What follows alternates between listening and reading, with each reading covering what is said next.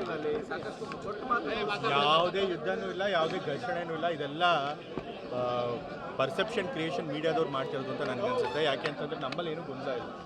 High command ಅವರು ಏನೂ ಸೂಚನೆ ಕೊಟ್ಟಿಲ್ಲ ಬದಲಾಗಬೇಕು ಅಂತೇಳಿ.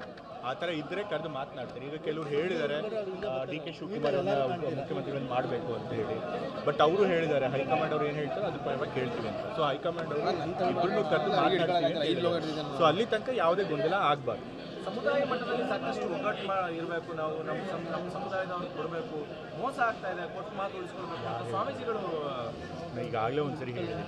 ನಮ್ಮ ಪಕ್ಷದಲ್ಲಿ ಯಾರು ಮುಖ್ಯಮಂತ್ರಿ ಆಗಬೇಕು ಅಂತ ಅನ್ನೋದನ್ನ ತೀರ್ಮಾನ ಮಾಡಬೇಕು ನಮ್ಮ ಪಕ್ಷದವರು.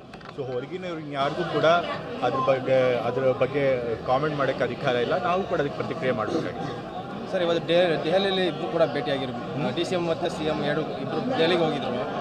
ಗೊತ್ತಿಲ್ಲ, ನಾನು ಕೇಳಿಲ್ಲ. ಬಟ್ ಡೆಲ್ಲಿಗೆ ಹೋದ್ಮೇಲೆ ನಾನು ಮಾತಾಡ್ಸೋಕ್ಕೆ ಹೋಗಿಲ್ಲ. ಬೆಳಗ್ಗೆಯಿಂದ ಸಿಕ್ಕೂ ಇಲ್ಲ ಕೂಡ ಅವರು. ಸೊ ಹಾಗಾಗಿ ಏನು ಮಾತುಕತೆ ನಡೆದಿದೆ ಗೊತ್ತಿಲ್ಲ. ಈಗ ಗೊಂದಲ ಇಲ್ಲ ಅಂದರೆ ಯಾಕೆ ಪದೇ ಪದೇ ಈ ಥರದ ಹೇಳಿಕೆಗಳು ಬರ್ತಾ ಇರೋದು? ಪ್ರತಿಯೊಬ್ಬರು ಈ ಥರ ಹೇಳಿಕೆ ಕೊಡ್ತಾರೆ, ಶಾಸಕರುಗಳು ಕೂಡ. ಸರಿ, ಒಂದು ಪಕ್ಷ ಅಂದಮೇಲೆ ಎಷ್ಟೋ ಜನ ಮುಖ್ಯಮಂತ್ರಿ ಪದವಿಗೆ ಆಕಾಂಕ್ಷಿಗಳು ಇರ್ತಾರೆ. ಸೊ ಅವ್ರ ಕಡೆಯವರು ಒಂದಷ್ಟು ಜನ ಕೇಳಿರ್ತಾರೆ. ಸೊ ಹಾಗಾಗಿ ಅದೇನು ದೊಡ್ಡ ವಿಷಯ ಅಲ್ಲ. ಎಲ್ಲ ಸರ್ಕಾರಗಳಿದ್ದಾಗಲೂ ಕೂಡ ಇದು ನಡೆದಿದೆ, BJP ಪಕ್ಷ ಇದ್ದಾಗಲೂ ಕೂಡ ಇದು ನಡೆದಿದೆ. ಸೊ ಇವಾಗ ಕೇಳಿದ್ದಾರೆ. ಸೊ ಅದನ್ನು ಹೈಕಮಾಂಡ್ ಅವ್ರು ಏನು ಹೇಳ್ತಾರೆ ಅದಕ್ಕೆ ಇಬ್ಬರು ಬದ್ಧವಾಗಿರ್ತೀವಿ. ಮುಖ್ಯಮಂತ್ರಿಗಳು ಕೂಡ ಹೇಳಿದ್ದಾರೆ, ಉಪಮುಖ್ಯಮಂತ್ರಿಗಳು ಕೂಡ ಹೇಳಿದ್ದಾರೆ. ಸೊ ಹಾಗಾಗಿ ಅದನ್ನ ನಿವಾರಣೆ ಆಗುತ್ತೆ, ಎಲ್ಲ ಸರಿ. ಯಾವುದೇ ಯುದ್ಧನೂ ಇಲ್ಲ, ಯಾವುದೇ ಘರ್ಷಣೆನೂ ಇಲ್ಲ. ಇದೆಲ್ಲ ಪರ್ಸೆಪ್ಷನ್ ಕ್ರಿಯೇಷನ್ ಮೀಡಿಯಾದವ್ರು ಮಾಡ್ತಿರೋದು ಅಂತ ನನಗನ್ಸುತ್ತೆ. ಯಾಕೆ ಅಂತಂದರೆ ನಮ್ಮಲ್ಲಿ ಏನೂ ಗೊಂದಲ ಇಲ್ಲ. ಹೈಕಮಾಂಡ್ ಅವರು ಏನೂ ಸೂಚನೆ ಕೊಟ್ಟಿಲ್ಲ ಬದಲಾಗಬೇಕು ಅಂತೇಳಿ. ಆ ಥರ ಇದ್ದರೆ ಕರೆದು ಮಾತನಾಡ್ತಾರೆ. ಈಗ ಕೆಲವರು ಹೇಳಿದ್ದಾರೆ ಡಿ.ಕೆ. ಶಿವಕುಮಾರನ್ನ ಮುಖ್ಯಮಂತ್ರಿಗಳನ್ನು ಮಾಡಬೇಕು ಅಂತ ಹೇಳಿ. ಬಟ್ ಅವರು ಹೇಳಿದ್ದಾರೆ, ಹೈಕಮಾಂಡ್ ಅವ್ರು ಏನು ಹೇಳ್ತಾರೆ ಅದು ಪರವಾಗಿ ಕೇಳ್ತೀವಿ ಅಂತ. ಸೊ ಹೈಕಮಾಂಡ್ ಅವರು ಇಬ್ಬರನ್ನೂ ಕರೆದು ಮಾತನಾಡ್ತೀವಿ. ಸೊ ಅಲ್ಲಿ ತನಕ ಯಾವುದೇ ಗೊಂದಲ ಆಗಬಾರ್ದು. ಸಮುದಾಯ ಮಟ್ಟದಲ್ಲಿ ಸಾಕಷ್ಟು ಒಗ್ಗಟ್ಟು ಇರಬೇಕು. ನಾವು ನಮ್ಮ ಸಮುದಾಯದವ್ರಿಗೆ ಕೊಡಬೇಕು.